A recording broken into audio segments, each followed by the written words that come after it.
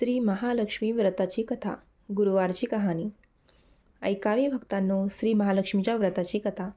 गुरुवारची कहाणी. ही कहाणी वाचल्याने किंवा ऐकल्याने दुःख, दारिद्र्य, काळजी दूर होते. श्री महालक्ष्मीच्या कृपेने समृद्धी, संपत्ती, ऐश्वर्य, वैभव प्राप्त होते. मनाची इच्छा पूर्ण होते. ऐका महालक्ष्मी देवी तुमची कहाणी. कहाणी आहे द्वापार युगातली अन सौराष्ट्रातली. आटपाट नगर होतं. तिथं एक राजा होता. त्याचं नाव होतं भद्रश्रवा. राजा शूर, वीर, धर्मशील, वेदशास्त्र जाणणारा व प्रजाहित दक्ष होता. त्याच्या राणीचं नाव सुरतचंद्रिका. ती रूपवान, सुलक्षणी, पतिव्रता होती. राजा राणीला एकूण 8 अपत्ये झाली. एकामागून एक असे 7 पुत्र झाले व त्यावर एक सुलक्षणी कन्याही झाली. तिचं नाव होतं श्यामबाला. तीही समंजस अंधार्मिक होती. राजा राणीचं राज्य छान चाललं होतं. संसारही ऐश्वर्याने, वैभवाने बहरला होता. सुखसंपत्ती, वैभव हात जोडून उभी होती. काही कमी नव्हतं. वैभवाची, ऐश्वर्याची वेळ हीच खरी जपण्याची वेळ. याच वेळी माणसाला गर्व, अहंकार गाठतात आणि अधोगतीला नेतात. निसर्गाकडे पहा. झाडे फलाभराने नम्र होतात. उन्हाचा ताप सहन करून आरशयार्थींना सावली देतात. सुरतचंद्रिकेच्या ठायी ऐश्वर्याने गर्व थाटा आला. ती गरिबांना विसरली. थोरांना, थाट्यांना बोलणं होऊ लागलं. दासदासींवर खेचकू लागली. दया, कणव, सहानुभूती तिला सोडून गेली. एके दिवशी महालक्ष्मीच्या मनात आलं की आपण भद्रश्रवाच्या राज्यात जावं, त्याच्या राजवाड्यात राहावं, वास करावा. त्यामुळे तो अधिक ऐश्वर्यसंपन्न होईल व प्रजेलाही सुखी करील. एखाद्या गरीबावर कृपा केली तर तो ती संपत्ती, ते धन स्वतःच्या खाण्यापिण्यात खर्च करील. राजावर कृपा केली तर तो त्याच्यामार्फत प्रजाजनांपर्यंत पोहोचेल. शिवाय सुरतचंद्रिकेलाही महालक्ष्मी व्रताची आठवण आहे की नाही हे पाहता येईल. म्हणून तिने एका वृद्ध ब्राह्मण स्त्रीचे रूप घेतले व काठी टेकीत टेकीत ती सुरतचंद्रिका राणीच्या महालासमोर येऊन उभी राहिली. तिला पाहताच राणीची दासी तिच्याकडे आली व म्हणाली, कोण पाहिजे तुम्हाला? म्हातारी म्हणाली, मला राणीला भेटायचं आहे. दासीने विचारले, तुमचे नाव काय? तुमचे पती कोण? कोठून आलात तुम्ही? म्हातारी म्हणाली, माझं नाव कमला, पतीचं नाव भुवनेश आणि मी आले आहे द्वारकेहून. दासी म्हणाली, राणीकडे तुमचे काय काम आहे? राणीसाहेब आता मैत्रिणी समवेत आहेत. वृद्ध ब्राह्मण स्त्री म्हणाली, अगं राणीला मी ओळखते. पूर्वजन्मी ती एका वैश्याची पत्नी होती. रोज पती पत्नीची भांडणे होत. तो तिला दृष्टपणाने फार छळत असे, मारझोड करी. तेव्हा त्या त्रासाला कंटाळून तिने घरदार सोडले, रानावनात गेली. उपाशी तापाशी तशीच भटकत राहिली. मला ती दुःखी व ग्लान अवस्थेत दिसली. विचारलं, तू अशी दुःखी का? मग तिने आपली कर्मकहाणी सांगितली. मला तिची दया आली. मी तिला संसार सुखी करणारे, धनसंपदा, सुख, समृद्धी, ऐश्वर्य देणारे महालक्ष्मी व्रत समजावून सांगितले व करण्यास सांगितले. समजूत घालून तिला घरी नेऊन सोडले. तिने भक्तिभावाने व्रत केले. तिच्या श्रद्धेने, भक्तीने महालक्ष्मी प्रसन्न झाली. दारिद्र्य गेले, भांडणे संपली, संतती संपत्तीने घर भरले. आनंदी आनंद झाला. अनेक वर्षे सुखी समाधानाचा संसार करून ती दोघे जीवनयात्रा संपवित झाली. महालक्ष्मीच्या कृपेने त्यांना लक्ष्मीलोक प्राप्त झाला. ते तिथे ऐश्वर्यात राहिले. जितकी वर्षे त्यांनी लक्ष्मी व्रत केले तितकी 1000 वर्षे त्यांना लक्ष्मीलोकात परमसुख लाभले. त्यानंतर त्यांचा जन्म राजकुळात झाला. ती आता राजाराणी म्हणून नांदत आहे. पण राणीला लक्ष्मी व्रताचा विसर पडला आहे. तिला आठवण करून देण्यास मी आली आहे. दासी म्हणाली, आता राणीसाहेबांना सांगितलं तर त्या कडाळतील. तुम्ही थोडा वेळ बसा, मग मी त्यांना आपला निरोप सांगते. मी पण गांजलेली आहे. यामधल्या वेळात आपण मला लक्ष्मी व्रताची माहिती द्या. मी निष्ठेने करीन. जेव्हा म्हातारीला दासीने वचन दिलं की उठणार नाही, मातणार नाही, घेतला वासा टाकणार नाही, तेव्हा म्हातारीने दासीला सर्व पूजा व व्रतविधी सांगून आशीर्वाद दिला.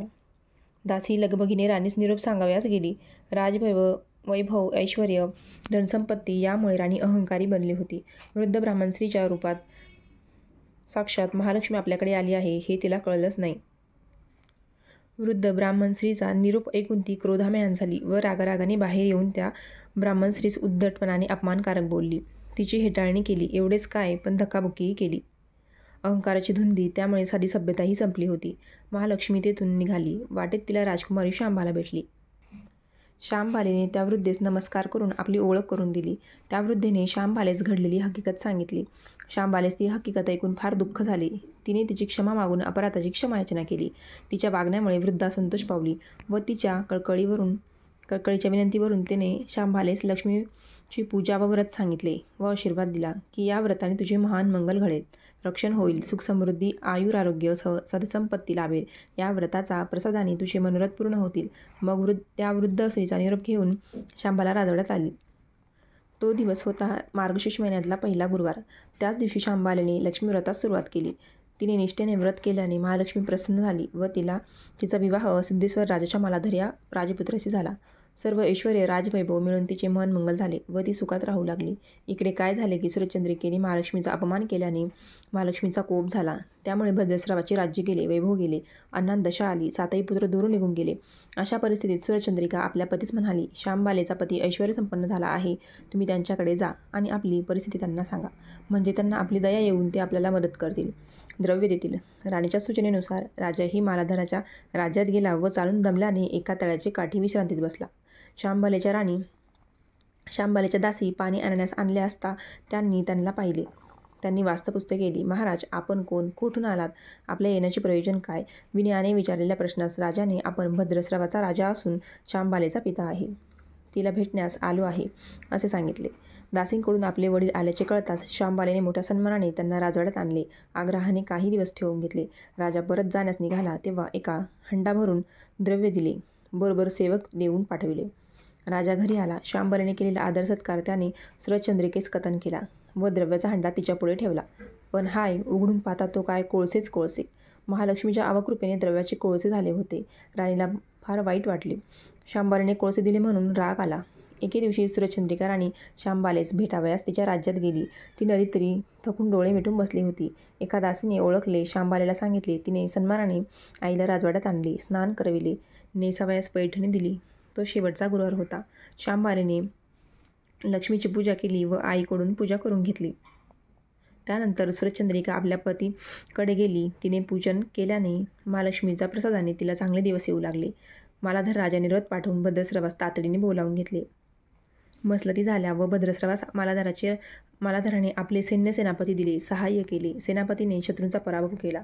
भद्रस्रावास आपले राज्य सिंहासन परत मिळाले. दूर गेलेले 7ही पुत्र परत आले. एके दिवशी शांबाला आईस भेटावयास गेली, पण आईच्या मनात राग होता की संकटाच्या वेळी शांबालेने द्रव्याऐवजी कोळसे दिले. शांबालेने तिचे ना नीट स्वागत केले ना संभाषण केले. लवकरच ती परत जाण्यास निघाली. निघताना तिने तोच पूर्वीचा हंडा मिठाने भरून घेतला. मालाधराने घरी गेल्यावर शांबालेस विचारले, माहेरून काय आणलेस? शांबाला म्हणाली, राज्याचे सार. मालाधराला काहीच बोध होईना. शांबाला म्हणाली, थोडं थांबा, मग सगळा उलगडा होईल. शांबालेने स्वयंपाक करणाऱ्यांना कशातही मीठ घालू नका, अळणी करा अशी आज्ञा दिली. भोजनात मालाधराला सर्वच पदार्थ अळणी व बेचवू लागले. लगेच शांबालेने माहेरून आणलेले मीठ पानात वाढले. त्यामुळे पदार्थ रुचकर लागू लागले. हेच ते राज्याचे सार हे त्यालाही पटले व ते सुखाने नांदू लागले. महालक्ष्मीची नावे व रूपे अनेक आहेत. छाया, शक्ती, तृष्णा, शांती, जाती, लज्जा, श्रद्धा, कांती, वृत्ती, दया, तृष्टी, माता, अधिष्ठात्री इत्यादी. ती कैलासात पार्वती, क्षीरसागरी सिंधुकन्या, स्वर्गात महालक्ष्मी, भूलोकी लक्ष्मी, ब्रह्मलोकी सावित्री, गोलोकी राधिका, वृंदावनी, रासेश्वरी, पद्मावती, पद्मा इत्यादी घरोघरी गृहलक्ष्मी अशा नावांनी ओळखली जाते.